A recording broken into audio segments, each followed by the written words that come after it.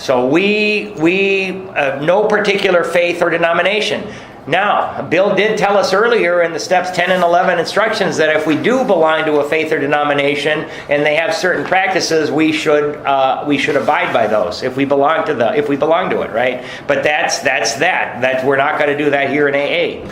We are dealing only with general principles common to most denominations, right? I mean, we stole all of these things from other people, right? I think next week we'll see where we got everything from. Outline the program of action, circle program of action, or underline just that. Explaining how you made a self-appraisal. Next to self-appraisal, write 4. How you straightened out your past. Next to that, write 9. And why you are now endeavoring to be helpful to Him. Next to that, write 12. So we've got steps. And then program of action, right above it, write steps, not meetings. Right? And I mean, I say steps and meetings, but my sponsor had, because he said, you've got, people think meetings alone, so steps. I know what he means. Program of action is steps. It's not meetings. Going to meetings is fellowship. So, right by program of action, write steps, not meetings. And then next to that first line, the program of action line, write what it's like now. So they're giving us specific instructions. So if you ever do want to tell your story in front of a group, here's instructions on how to tell what it was like, instructions how to tell what happened, and instructions on to tell the crowd what it's like now. And that's what most people do when they speak. Underline the next 3 lines. It is important for him to realize that your attempt to pass this on to him plays a vital part in your own recovery. They're telling us to tell them that again. Because again, we feel, some of us feel so inadequate. It's like, I can't bother that person. He has a real life, right? So no, we are gonna let these people know that is part of my recovery. Is you calling me up and us meeting. That actually helps me. I like it. I enjoy it. It helps me grow. Let's do it. Let's meet next Wednesday. Actually, he may be helping you more than you are helping him. Sponsoring other men. I learned more about myself doing that than I learned when somebody was taking me through the steps. I learned more about myself taking other people through the steps. Highlight the next 5 lines. Make it plain he is under no obligation to you, that you hope only that he will try to help other alcoholics when he escapes his own difficulties. Suggest how important it is that he place the welfare of other people ahead of his own. Okay, so stop highlighting there. And next to it, you can write, work with others after 4 months. Okay, work with others after 4 months. And I'm going to qualify that a little bit. Right under it, you can write Dr. Bob, 10 days. So Dr. Bob was out 12-stepping Bill Dotson after 10 days, right? So the only reason that I have work with other alcoholics after 4 months is because if you do go through it in the Code Blue method here, how my sponsor took it, after close to 4 months, you will have made a couple of 9-step amends, and then you're good to raise your hand. Because again, the way I was taught to sponsor men, and I think the women I've talked to too, the way they sponsor is by going through the big book and following this plan of action. I mean, if you don't, I have no idea how people who have not worked the steps, I have no idea how they sponsor other people. I mean, I think, I don't know, go to more meetings, show up early, set up chairs, pray in the morning. But we need a program of action if we're going to recover, and we need to bring. I'm working with a young kid right now. Young kid, he's 30. But, he's like, thank God you got a program of action here. Because he has been just completely messed up his whole life. And he is very happy that I said, this is what we're going to do. And he's like, oh, thank God, I finally have a plan on how to get better. And it's like, hey, I like what you're saying there. It's good. It's great. It's great to hear stuff like that, right? Most of the time, I don't want to do that, right? But I'll do it, and hopefully they'll do it. Make it clear that he is not under pressure, that he needn't see you again if he doesn't want to. Underline the next two sentences. You should not be offended if he wants to call it off, for he has helped you more than you have helped him. Right? There's no way on earth that we should feel any kind of resentment or anything. If the guy calls and says, you know what, we just didn't click, but more often than not, what happens is they just disappear, right? I mean, they're alcoholics. They're thinking about themselves. They're out drinking. We cannot take this personally, or we're going to drive ourselves nuts, right? All we can do is try to lay out the kit of spiritual tools. If they pick it up, they're going to get better. But if they don't pick it up, they're not going to get better, right? And it's not up to us. All we can do is show them what we did. Underline the next two lines as well. If your talk has been sane, quiet, and full of human understanding, you have perhaps made a friend. Right? And again, it's very important because I get people, if you don't click for some reason, all of a sudden they think, well, I can't go back to that meeting because he's there. No, man, I'm going to go out of my way. Say, you like that meeting, you come to that meeting. If you want to go see a movie or go out for coffee or whatever, we'll go out as friends, right? Maybe you have disturbed him about the question of alcoholism. This is all to the good. Underline to suggestions. The more hopeless he feels, the better. He would be more likely to follow your suggestions. Next to that, write action. Action. Your candidate may give reasons why he need not follow all of the program. He may rebel at the thought of a drastic house cleaning. Underline drastic house cleaning and write 4 through 9. We're going to say that's the whole meat and potatoes of the program. Is step 4, we lay out what's going on. Step 5, we share it. 6 and 7, we try to release our defects with God's help. 8 and 9, we clean up the past. That is a drastic house cleaning, which requires discussion with other people. Do not contradict such views. Tell him once you felt as he does, but you doubt whether you would have made much progress had you not taken action. Circle action. This really is a program of action. And, AA isn't for people who want it. It's not for people who need it. It's for people who do the work. If you do it, you're going to get better. If you don't, you're not. It's that simple. On your first visit, tell him about the Fellowship of Alcoholics Anonymous. If he shows interest, lend him your copy of this book. Right? I always keep, believe it or not, I keep some books in the back of my truck because I can't give this one up. I got all my notes. So a gal just got out of treatment that I work with. This was a couple of years ago, and she was just telling me this and that, and I went out to my truck. I came back in and I said, here's a book. She was like, oh my God, thank you, and she had something to read. It was kind of cool.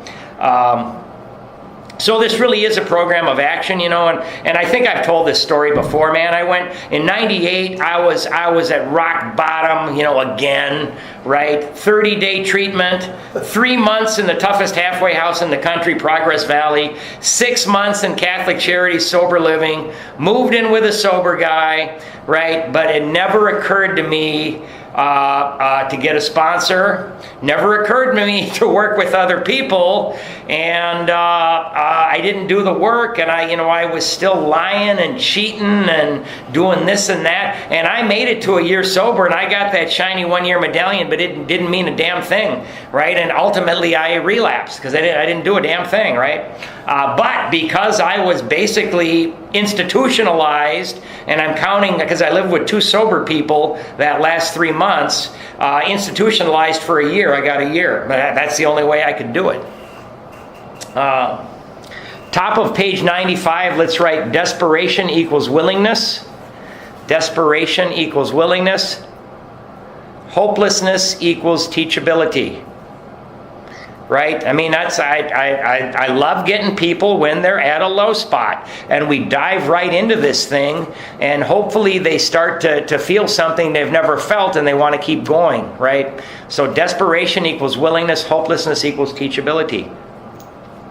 Unless your friend wants to talk further about himself, do not wear out your welcome. Give him a chance to think it over. If you do stay, let him steer the conversation in any direction he likes. Sometimes the new man is anxious to proceed at once, and you may be tempted to let him do so. This is sometimes a mistake. If he has trouble later, he is likely to say you rushed him. You will be most successful with alcoholics. I'm go ahead and underline to the end of the paragraph. It's about 8 lines. You will be most successful with alcoholics if you do not exhibit any passion for crusade or reform. Never, circle never, talk down to an alcoholic from any moral or spiritual hilltop. Simply lay out the kit of spiritual tools for his inspection. Show him how they worked with you. Offer him friendship and fellowship. Tell him that if he wants to get well, you will do anything to help. Okay, so that next to that never, there's very few nevers in this book. There's one here and maybe one on the next page coming up, but very few nevers. So they must mean we do not talk down to people, right? And if people, you know what, man, we don't shoot our wounded. We welcome them back. I've heard of some AA groups where, you know, you get in there and if you relapse, you're out. And I mean, that's ridiculous. So, let's see here. Off to the right, let's write first approach. Only tell them what I have done. Don't tell them what to do. First approach. Only tell them what I have done. Don't tell them what to do. Now remember, guys, if it's written, if it's printed in this book, you better take it to the bank. But if it's something we're writing down, then it's my opinion, or actually probably somebody else's opinion, that you can take or leave. But if it's in print, I recommend you take it all. But first approach, the way I was taught, only tell them what I have done, don't tell them what to do. Now that might change later, right? I mean, if you get somebody, you know, and it's like, hey, you know, I want some direction, I need some direction. Because somebody, a lot of the first-time members in AA, they got rehabilitated, right? Rehabilitated because they were something. They were, you know, they had jobs and families, and they were taught from the time they were a kid. Then drinking destroyed their lives. They got rehabilitated. But some of the people we get today, they start at 12 years old. We have to habilitate them. They've never been. They don't know about making their bed. Todd, who works at the halfway houses, these guys don't know about washing their dishes when they live in a communal community. They don't know about making their bed and cleaning up after themselves and how to treat people. So some people we have to habilitate. There's no re in front of it. And those people are going to need more, a lot more instruction than, you know, the people that you rehabilitate. So, if he is not interested in your solution, if he expects you to act only as a banker for his financial difficulties or a nurse for his sprees, you may have to drop him until he changes his mind. This he may do after he gets hurt some more. That's what we wrote at the beginning. Carry the message, not the alcoholic. If he is sincerely interested and wants to see you again, ask him to read this book in the interval. After doing that, he must, circle must, decide for himself whether he wants to go on, and highlight that little sentence there. He must decide for himself whether he wants to go on. Now remember, when we were going through this book, you know, there's a lot of asponsees that we wrote down. Do you want to go on? Do you want to keep reading this book? So we've got to ask him. He should not be pushed or prodded by you, his wife, or his friends. Highlight to the end of the paragraph. If he is to find God, the desire must, circle must, come from within. And again, after that, right, can't be forced on him. You can't force it on somebody. Can't be forced on him or her, obviously. And we're going to write, next to that, we're going to write inside job. Inside job. You know, and again, I think I talked about this, but I heard this one speaker. He's from Las Vegas, and he was talking about guys sober 10, 15, 20 years, you know, big mansion, well-respected in the community, loving kids, great wife or great husband, and there was a rash of people killing themselves, right? Because this is an inside job. We cannot, I have discovered that outside stuff will not help an inside job. I used to think if I just had a big enough house, a nice enough car, you know, that girlfriend instead of that one, I'm going to be okay. But no. We cannot treat an inside job with outside stuff, man. If he thinks he can do the job in some other way or prefers some other spiritual approach, encourage him to follow his own conscience. Underline the next sentence. We have no monopoly on God. We merely have an approach that worked with us. So at the bottom of the page, let's write, give your number, take their number. right? Give your number, but take their number. I couldn't believe it, man. When I'm at a meeting and the guy, hey, give me your phone number. I'm like, well, I really don't want to do that. All right, here's my number. And the guy calls me the next day and asks me how I'm doing. I was flabbergasted. So give your number, take their number. Now, this is my sponsor. Call them twice. Okay, he said call them twice. Like within maybe a week period or whatever. But again, you're not gonna call them every day, right? No, you call them twice. Maybe call them the next day. Maybe call them a week later, and make sure they have your number. And sometime in the future, they may be ready. To this day, people that I know that started Code Blue and came to meetings for a while and have disappeared, maybe once a year or once every 8 months, I send them a text. Hey man, haven't seen you. Hope you're doing okay. I'm starting another Code Blue. I'd love to have you. That's all I can do, right? I don't chase them. Now, if your sponsor says to do something else, I always say your sponsor is right. I'm only telling you what my sponsor taught me, right? But point out that we alcoholics have much in common and that you would like in any case to be friendly. Let it go at that. Do not be discouraged if your prospect does not respond at once. Search out another alcoholic and try again. You are sure to find someone desperate enough to accept with eagerness what you offer. Highlight the next sentence. We find it a waste of time to keep chasing a man who cannot or will not work with you. Okay? Again, we don't want to waste time. If you leave such a person alone, he may soon become convinced that he cannot recover by himself. To spend too much time on any one situation is to deny some other alcoholic an opportunity to live and be happy. If we're going to take somebody through this book and do the work, that's a lot of time. So we want to make sure that this person, we want to get somebody who's willing to do this. Underlined to the end of the paragraph, one of our fellowship failed entirely with his first half dozen prospects. He often says that if he had continued to work on them, he might have deprived many others who have since recovered of their chance. Next to that, write Bill W. Right? And remember, he went around New York trying to pull people off of bar stools and out of gutters, right? Come to these Oxford group meetings. You got to find God, But finally, he met Dr. Bob after about 6 months. Suppose now you are making your second visit to a man. He has read this volume and says he is prepared to go through with the 12 steps of the program of recovery. Highlight the next 2 lines. Having had the experience yourself, you can give him much practical advice. Just that little line there. By the way, what I do, I'm a member of this club, right? $10 a month, and they might even let you become a member if you don't have any money, right? But you get a card, so what I do is I meet my sponsees here. We meet here, once a week and go through the book. It's just a wonderful place to meet. Let him know you are available. If he wishes to make a decision, write 3. Step 3. And to tell his story, above that, write 5. But do not insist upon it if he prefers to consult someone else. Again, we're just there. We cannot get upset, right? We're dealing with self-centered, self-absorbed alcoholics, right? We better not get upset.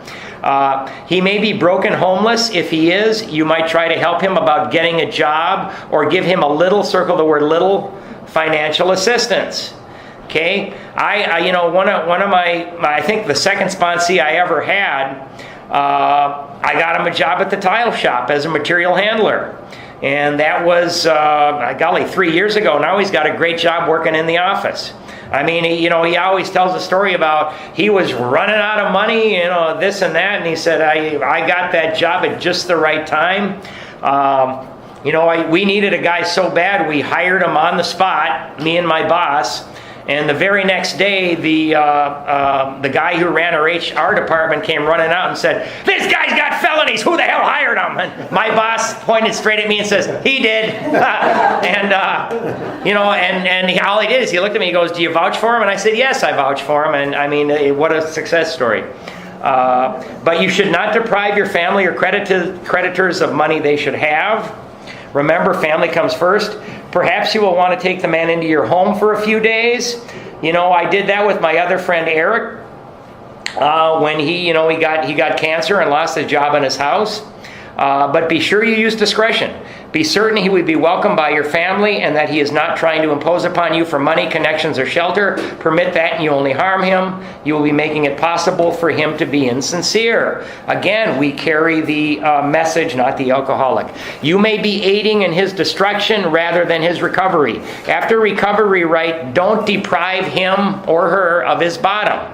Of his or her bottom. My sponsor was such a big advocate. He said, you let people hit bottom and you let them hit it hard, because otherwise they're not going to be willing to go through with this stuff. So don't deprive people of their bottom. And you see it all the time where families, they bail people out of jail, they pay their rent, they buy them food. I mean, they just enable these people to keep going on the path of killing themselves. Never, there's that second never right there. Circle that never. Never avoid these responsibilities, but be sure you are doing the right thing if you assume them. Let's highlight the next 5-6 lines. Helping others is the foundation stone of your recovery. A kindly act once in a while isn't enough. You have to be the Good Samaritan every day if need be. It may mean the loss of many nights' sleep, great interference with your pleasures, interruptions to your business. It may mean sharing your money, your home, counseling frantic wives and relatives, innumerable trips to police courts, sanitariums, hospitals, jails, and asylums. Your telephone may jangle at any time of the day or night. Okay, next to that, we're going to write, live the program. Live the program. That's living the program. And my sponsor said, if you do all these things, John, you're not going to get bored. He said, because if you get bored, guess what's going to happen? You're going to stop coming. You stop coming, guess what's going to happen next? You're going to drink and then you're going to die. Your wife may sometimes say she is neglected. A drunk may smash the furniture in your home or burn a mattress. Hasn't happened to me yet. You may have to fight with him if he is violent. Sometimes you will have to call a doctor and administer sedatives under his direction. Again, next to that, next to the whole sentence, that whole paragraph there, write price of sobriety. And under sedatives, under his direction, write detox. We're going to get people safely to detox, doggone it.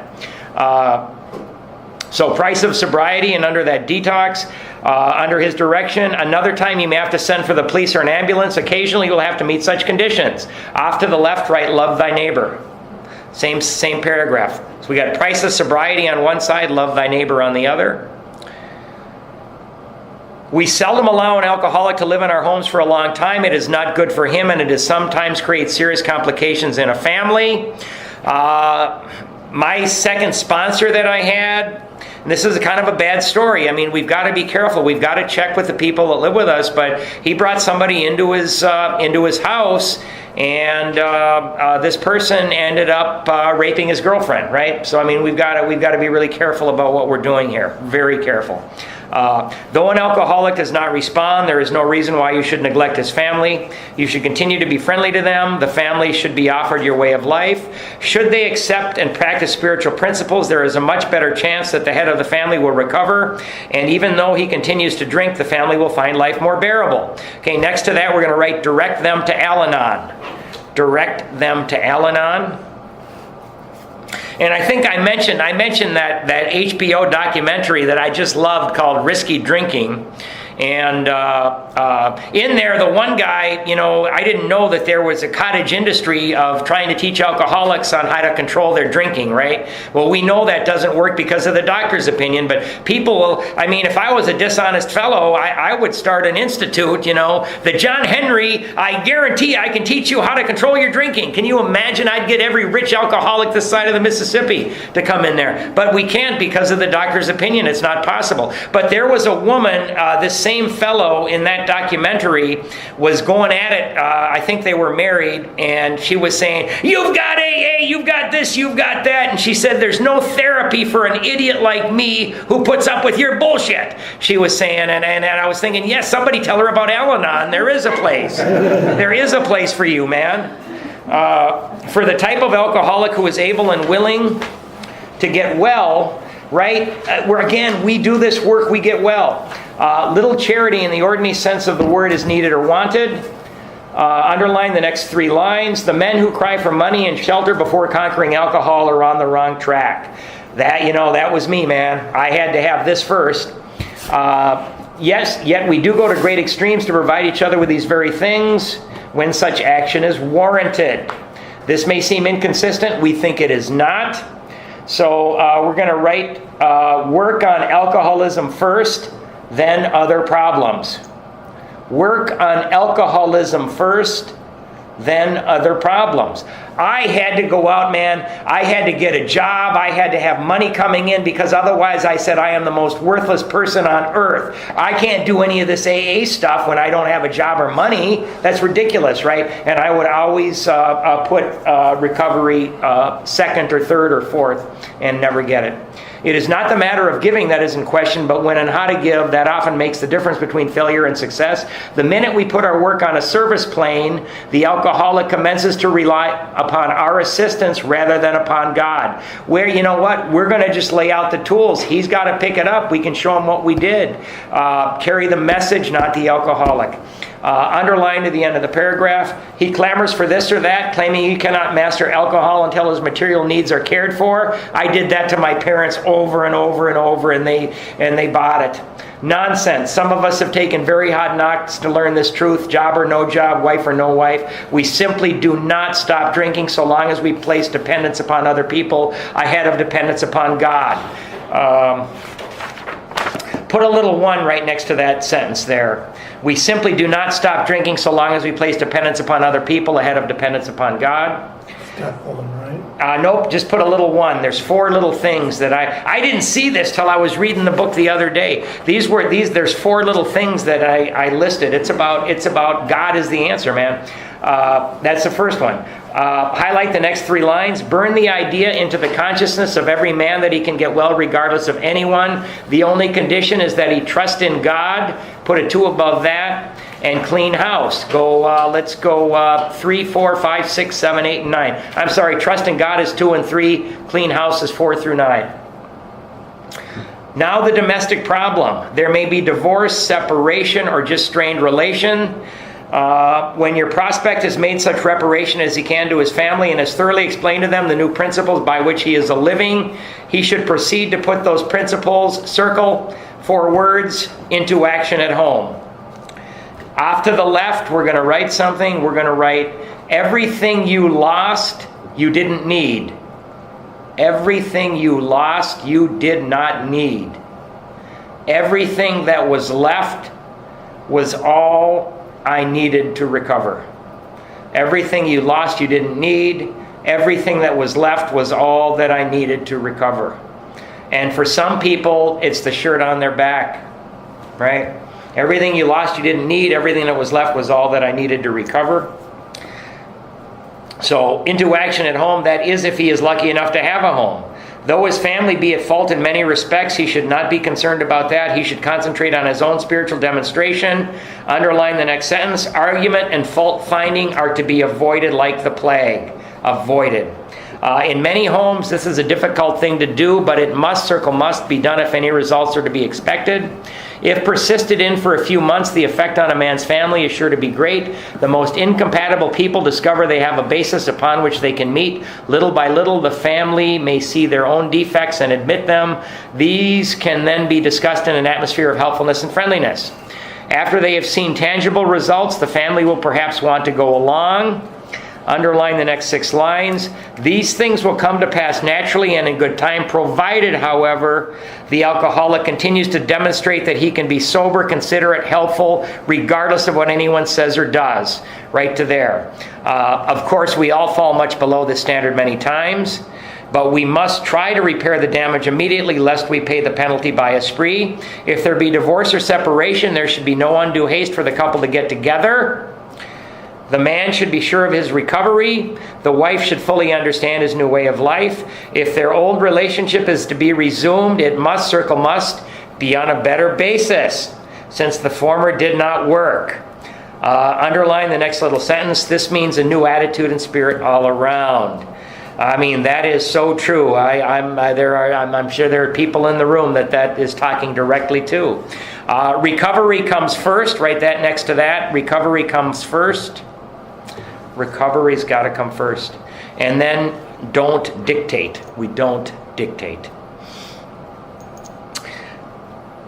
Recovery comes first. Don't dictate. Sometimes it is to the best interest of all concerned that a couple remain apart. Obviously, no rule can be laid down. Let the alcoholic continue his program day by day. When the time for living together has come, it will be apparent to both parties. Underline the next two lines. Let no alcoholic say he cannot recover unless he has his family back. This just isn't so. Highlight that. In some cases, the wife will never come back for one reason or another. Underline the next couple lines. Remind the prospect that his recovery is not dependent upon people. Keep highlighting. It is dependent upon his relationship with God. Next to that, write 2. Now remember, we had the 1. It's talking about God. The second one they're talking about, we're going to recover because of God. We have seen men get well whose families have not returned at all. We have seen others slip when the family came back too soon. Again, we can't put people in AA on pedestals either, man. Remember Bill's letter that I read the other day. We put somebody on a pedestal and they fail. What's that going to do to us? Okay, we're going to highlight the next 3 lines and write promise next to it. Both you and the new man must walk day by day the path of spiritual progress. If you persist, remarkable things will happen. Write promise next to that. When we look back, we realize that the things which came to us when we put ourselves in God's hands, okay, highlight this, in God's hands were better than anything we could have ever planned. Okay, next to that, write 3. And put ourselves better than... And then next to that sentence, write every time. Every time. So that's the 3rd time it's telling us that, hey man, God, we put ourselves in God. God is the one. We're not going to, we depend upon God, not our sponsor. Follow the dictates of a higher power and you will presently live in a new and wonderful world no matter what your present circumstances. Again, after circumstances, write promise. There's another one. Highlight the next 2 lines. When working with a man and his family, you should take care not to participate in quarrels. I've been on the phone when people have been yelling at each other. We stay out of that stuff, man. You may spoil your chance of being helpful if you do, but urge upon a man's family that he has been a very sick person and should be treated accordingly. You should warn against arousing resentment or jealousy. You should point out that his defects of character are not going to disappear overnight. Show them that he has entered upon a period of growth. Ask them to remember when they are impatient the blessed fact of his sobriety. Underline the next 3 lines. If you have been successful in solving your own domestic problem, tell the newcomer's family how that was accomplished. Okay, so very important. Next to that, we're going to write, give advice only if you have experience. Give advice only if you have experience. So, what do I do when I got somebody that's divorced and having problems with their ex-wife and they got kids? I'm like, you better talk to Eric, right? As I don't have that experience. So, we have a sponsor. We have sponsor chains. Somebody is going to have gone through directly what this person is going through. We're going to find that person and we're going to say, you better get your advice from this person who has lived it, direct experience. And, the way I used to be, whether I had experience or not, I used to always give advice, even if I had to make it up. Well, it sounds good, right? That's the way I was, yeah. I knew everything. In this way, you can set them on the right track without being critical of them. The story of how you and your wife settled your difficulties is worth any amount of criticism. Again, we've got a huge network of people, and this is true for 9th step amends too. Assuming we are spiritually fit, underline the next 3 lines. Assuming we are spiritually fit, we can do all sorts of things alcoholics are not supposed to do. We can do all kinds of stuff that we are not supposed to do. People have said we must, we're going to circle all the musts now. People have said we must not go where liquor is served. We must not have it in our homes. We must shun friends who drink. We must avoid moving pictures which show drinking scenes. We must not go into bars. Our friends must hide their bottles if we go to their houses. We mustn't think or be reminded about alcohol at all. Our experience shows this is not necessarily so. Highlight that line in the next 3. And next to all those musts, write a big BS. That's a big BS, man. My family comes over to my house. They bring wine. I'm hosting Thanksgiving? Bring your wine. I've got to go into a bar to meet somebody, a business meeting, or maybe to get a drunk out of there. I'm going to do it. I don't mind seeing, when I was trying to get sober, I would see a movie with a nice cold beer coming out of that refrigerator in the hotel, and my mouth would start to water. Now it bothers me not at all. An alcoholic who cannot meet them still has an alcoholic mind. There is something the matter with his spiritual status. Put a little 4 next to that. So you can look at those 1, 2, 3, 4 later. They're all telling us that our dependence is upon our higher power, man. His only chance for sobriety would be someplace like the Greenland ice cap, and even there an Eskimo might turn up with a bottle of scotch and ruin everything. Love that sentence, right? Ask any woman who has sent her husband to distant places on the theory that he would escape the alcohol problem. There was a fella, he was an announcer, I think a Vikings game announcer, and he became addicted to crack and just horrible relapses over and over in jail and this. And this guy locked himself in his apartment for a year, and he got a year sober by hiding from the world. What do you think happened the day he walked outside that door? Right. Kaboom, right? So no, we live in the world. And we get our strength from our higher power. In our belief, any scheme of combating alcoholism which proposes to shield the sick man from temptation is doomed, underline doomed to failure. There it is, right? Bill said, Bob, you go to that convention in Atlantic City. And Bob did get drunk, but he learned from it and did some other things and got sober. If the alcoholic tries to shield himself, he may succeed for a time, but he usually winds up with a bigger explosion than ever. That's what happened to the guy. We have tried these methods. These attempts to do the impossible have always failed. Underline the next 4 lines. So our rule is not to avoid a place where there is drinking if we have a legitimate reason for being there. That includes bars, nightclubs, dances, receptions, weddings, even plain ordinary whoopee parties. So my sister's wedding, I went there. I think I was only a year sober, maybe not even. But I just started working these steps and things were happening, man. And there was a lot of drinking. My 2 practicing alcoholic brothers, when they're with the family, they're not allowed to drink, right? So they weren't drinking. They're sitting there, we're at the bar, there's belly dancers. They're just sitting there moping around. I'm up there dancing with the belly dancer, having a great time. We go out and we do it. To a person who has had experience with an alcoholic, this may seem like tempting providence, but it isn't. You will note that we have made an important qualification. Therefore, ask yourself on each occasion, highlight the next sentence, have I any good social, business, or personal reason for going to this place? So do I have a good reason for being there, right? Or am I expecting to steal a little vicarious pleasure from the atmosphere of such places? If you answer these questions satisfactorily, you need to have no apprehension. Go or stay away, whichever seems best. Underline to the end of the paragraph. But be sure you are on solid spiritual ground before you start, and that your motive in going is thoroughly good. Do not think of what you will get out of the occasion. Next to that sentence, we're going to write self-seeking.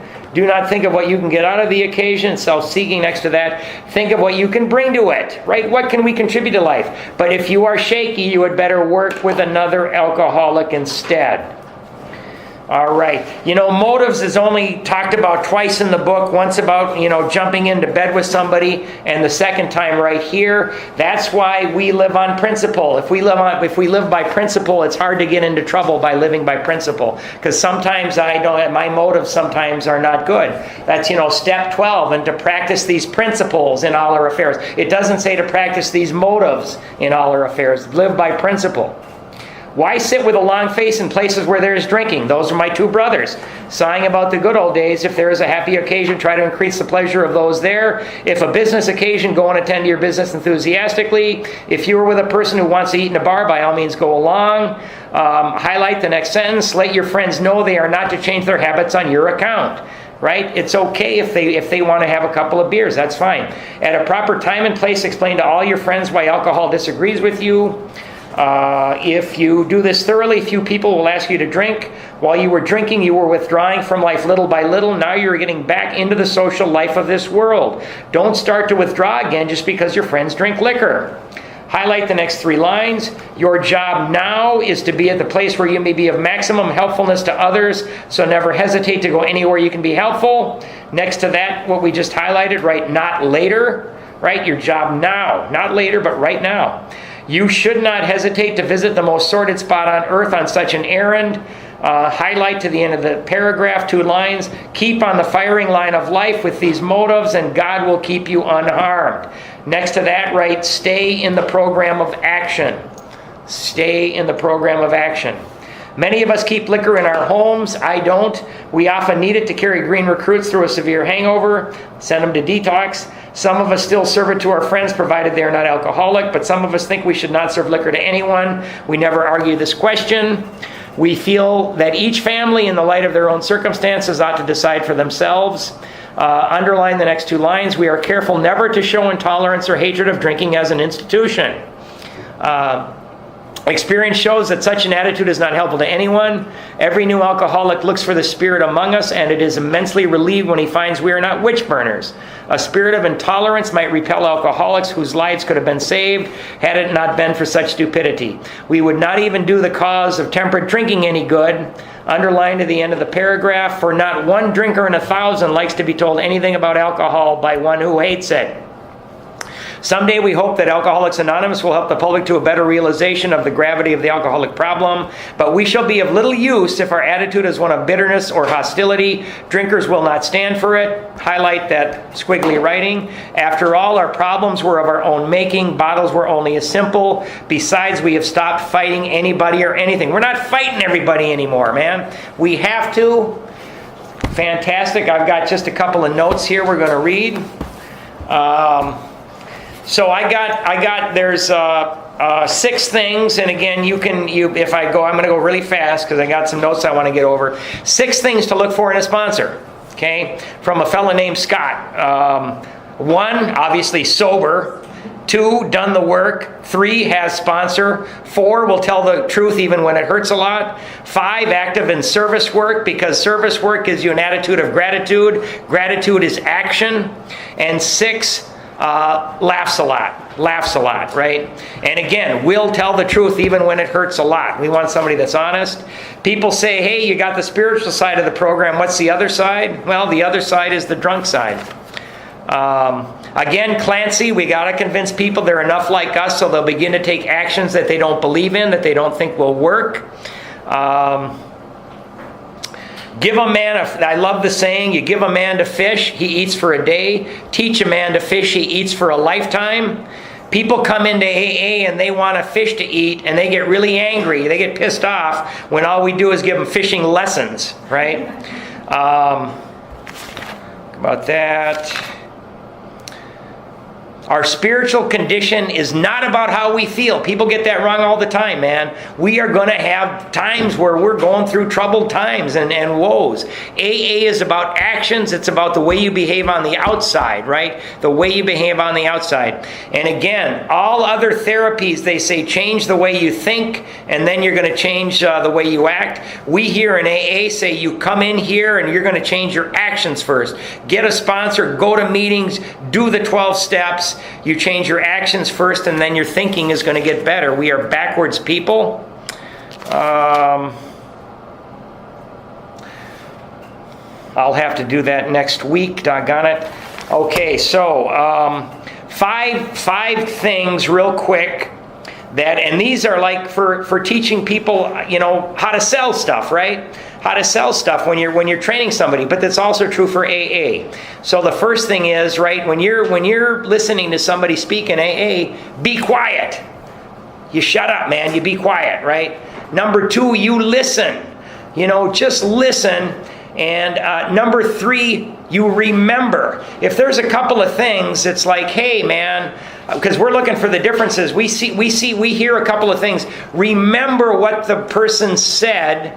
Number 4, practice them. So if there's 2 or 3 things you hear, and my God, we don't philosophize about them or talk about them. We practice them in our actual life.